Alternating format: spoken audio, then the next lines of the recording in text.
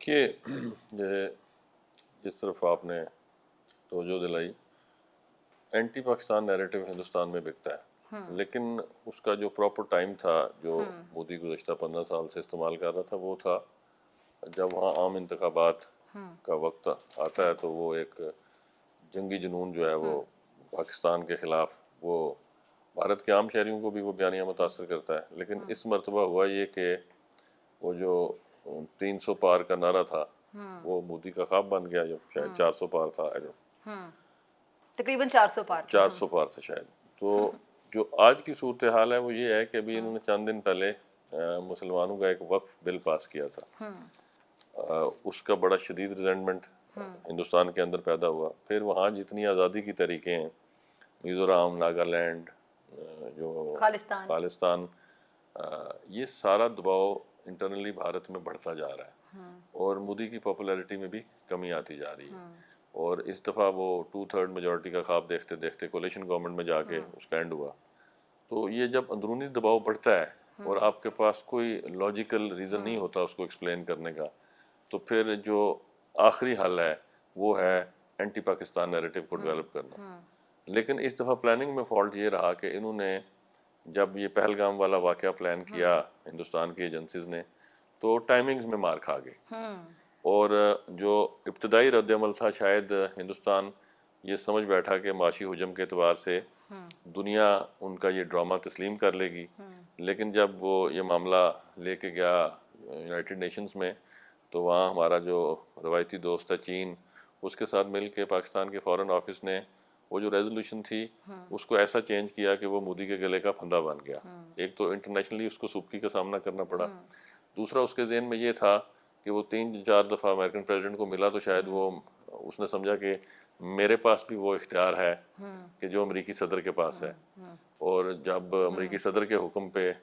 سمندر جو ہے ان کے پار میزائل حملے ہو سکتے ہیں تو میں اپنے پڑوسی ملک پہ یہ ٹرائی کیوں نہیں کر سکتا. یعنی انہوں نے اپنے آپ کو چھوٹا ٹرمپ سمجھنا شروع کر دیا. اچھا، وہ جو چھوٹا بڑی اچھی ٹرمینالوجی آپ نے یوز کی، وہ چھوٹا ٹرمپ والا جو خواب تھا وہ اب چھوٹو میں تبدیل ہو گیا اور پریکٹیکلی اب ہزیمت اور ذلت کے سوا اب مودی کے ہاتھ میں کچھ نہیں رہا. چونکہ جب اس نے یہ دیکھا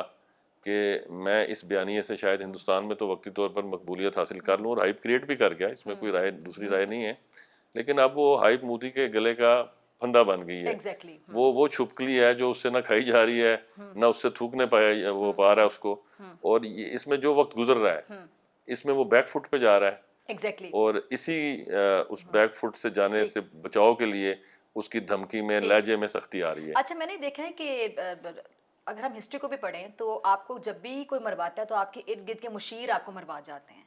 تو جو سمجھدار لیڈر ہوتا ہے وہ مشیروں کا انتخاب بڑا سوچ سمجھ کے کرتا ہے کہ میں نے جو مشیر رکھے ہیں، جو کوئی میرے ادھر سے اس کان میں پھونک مارتے ہیں ادھر سے مشورہ دیتے ہیں، وہ بڑے سمجھدار ہوں، اور شاید آپ سے زیادہ سمجھدار ہو تو وہ آپ کا مشیر کنسیڈر ہوگا. مشیر رکھے کیوں جاتا ہے اگر آپ عقل کل ہوں؟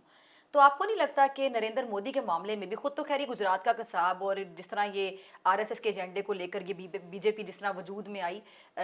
گجرات میں مسلمانوں کے خون سے اس نے ہاتھ رنگے اور وہ اس کے CV میں میرے خیال سے سب سے بڑی چیز تھی. تو یہ اب یہ پردھان منتری بنے ہوئے وہاں کے، ان کی جو مشیر ہیں، جو ایک فوج ہے ارد گرد، امت شاہ کا میں نام لے لوں، راج ناتھ سنگھ، اجیت دوول، یہ جو ٹرائکا بنا، اس کو اگر میں 3 ایڈیٹس کہہ دوں تو غلط نہیں ہوگا، تو یہ اس طرح کے ایڈیوٹک قسم کے جو مشورے دیتے ہیں نریندر مودی کو، تو آپ کو نہیں لگتا کہ یہ ان کے 3-4 لوگوں کو، بھارت کو کسی دشمن کی ضرورت نہیں ہے نریندر مودی اور یہ جو ٹرائکا اس کے ہوتے ہوئے؟ دیکھیے، ایک بڑا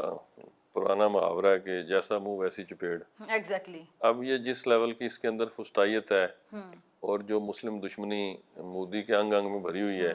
وہ پھر جیسی یہ خود بدرو ہے ایسی بدرو ہیں یہ تلاش کرتا ہے. ایگزیکٹلی. اور جو کامبو ہے وہ اب اتنا لیتھل بن چکا ہے کہ وہ جو ہندوستان کے اندر جو ریاستیں ہیں وہ اب اس سارے فلسفے سے آزاد ہونا چاہتی ہیں. یہ جو دلت جو ہیں ان کے ساتھ جو سلوک ہو رہا ہے، پچھلے دنوں ان کی ایک بچی جو تھی 11-12 سال کی بچی، اس کو ریپ کر کے انہوں نے آگ لگا دی. تو یہ اتنی دہشت ناک کارروائیاں ہیں کہ یہ بنیادی طور پر انسانیت کے نام پہ بھی تذلیل ہے. ایگزیکٹلی. تو جب بندہ اس مقام پر چلا جاتا ہے تو پھر جو تخلیق کائنات کا مالک ہے،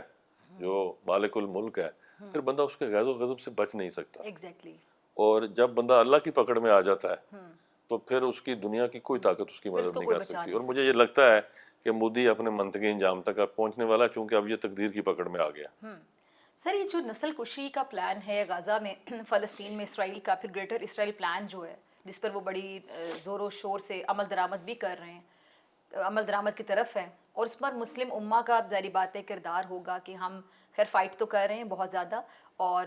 سفارتی سطح پر جس لیول تک آواز اٹھائی جا سکتی ہے اپنے اپنے ممالک میں ہم آواز اٹھاتے ہیں. ہم بطور ٹی وی اینکرز، میں بہت پروگرامز کرتی ہوں، ہم آواز بنے ہوئے ہیں. آپ کو نہیں لگتا کہ کشمیر میں بھی اب یہ پہلگام حملے کے بعد سے بھی کہ کیا یہ کوئی منظم قسم کی بڑی سوچی سمجھی پلانٹ قسم کی نسل کشی کی طرف جانا چاہتا ہے،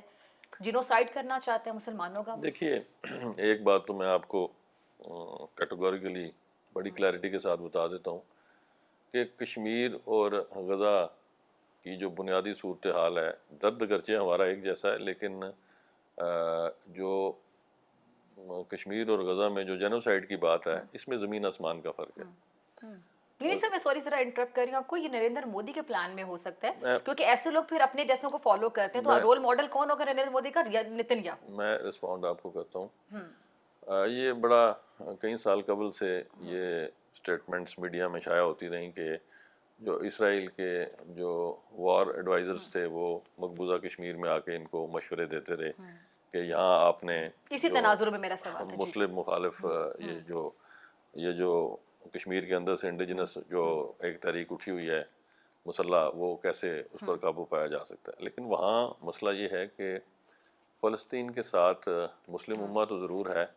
لیکن مسلم امہ کی جو قیادت ہے ان کے اپنے اپنے ممالک میں اپنے مسائل ہیں اور ان کی اپنی پالیسیز ہیں. یہاں پہ جو ہماری خوش قسمتی ہے بطور کشمیری پاکستانی وہ یہ ہے کہ میرے پیچھے 24 کروڑ غیور پاکستانی قوم کھڑی ہے، ایک ایٹمی ملک ہے، اور اس ایک ایٹمی ملک کی ایسی فوج کا سپہ سالار اور فوج میرے ساتھ کھڑی ہے کہ جو واشگاف الفاظ میں یہ کہتا ہے مظفر آباد کی دھرتی پہ بیٹھ کے کہ 3 جنگیں لڑی ہیں، 7 اور لڑیں گے. تو پھر جو وزیر اعظم آزاد کشمیر کا بیانیہ ہے، اس کے پیچھے جو طاقت ہے وہ اس مملکت خدا داد پاکستان کے عوام کی یہاں کی سیاسی اور عسکری قیادت کی دی ہوئی طاقت ہے. ایگزیکٹلی. تو اس لیے مجھے یہ یقین ہے کہ اگر مودی نے اپنی بربریت کا سلسلہ بند نہ کیا اور اس کو بڑھانے کی کوشش کی تو پھر رد عمل نہ صرف مقبوضہ کشمیر سے بلکہ آزاد کشمیر سے بھی اٹھے گا. اور میں اپنے نوجوانوں کو ایل او سی پار کر کے جو بھارت کی درندہ صفت فوجیں ہیں ان کے گریبانوں پر ہاتھ رکھ کے ان کو ان کے منطقی انجام تک پہنچانے سے کسی طور روک نہیں پاؤں گا. بہت بڑی بات کی سر آپ نے، یہ